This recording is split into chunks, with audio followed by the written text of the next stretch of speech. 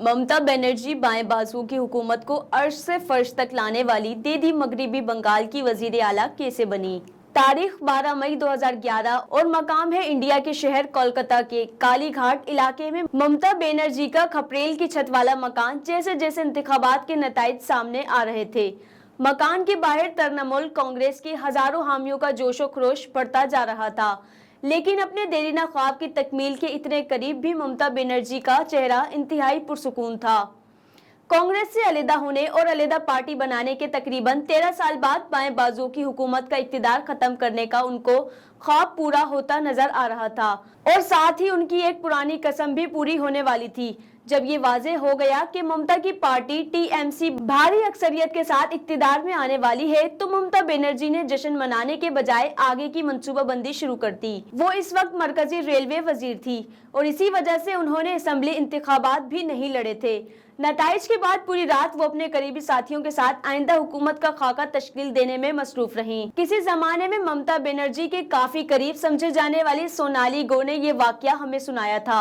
हाल ही में टिकट ना मिलने के बाद सोनाली नाराज होकर ही जेपी में शमूलियत इख्तियार कर चुकी है। सन 2011 के इंतखाबी नताइज के बाद भी ममता का रद्दे अमल भी काफी सुलझा हुआ था। उन्होंने कहा था कि ये माँ मट्टी और मनुष्य इंसानियत की फतह है।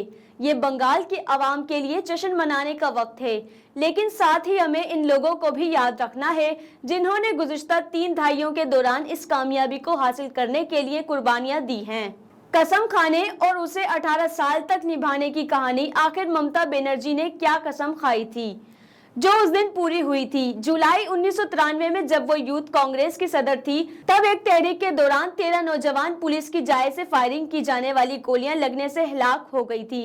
इस मुहिम के दौरान ममता को भी चोटें आई थी, लेकिन इससे पहले इसी साल 7 जनवरी को वो रेप की शिकार एक गूंगी बहरी लड़की के साथ इस वक्त के वजीर आला ज्योति बासु से मिलने उनके चैम्बर के दरवाजे के सामने धरना देकर बैठ गई थी। ममता ने इल्जाम लगाया है कि सियासी ताल्लुकात की वजह से मुजरिमों को गिरफ्तार नहीं किया जा रहा था।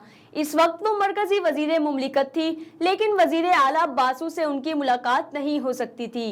जब वजीर आला बासु की आमद का वक्त हुआ और ममता वहां से टस से मस ना हुई, तो पुलिस ने उन्हें जबरदस्ती घसीटकर सीढ़ियों से नीचे उतारा। इस दौरान उनके कपड़े तक फट गए थे। ममता ने उसी दिन कसम खाई थी कि अब वो रियासत की वजीर आला बनने के बाद ही दोबारा इस इमारत में कदम रखेंगी। उन्होंने अपनी कसम को पूरा किया और 20 मई 2011 को तकरीबन 18 साल बाद उन्होंने वजीर आला की हैसियत से इस तारीखी सुर्ख इमारत में दोबारा कदम रखा।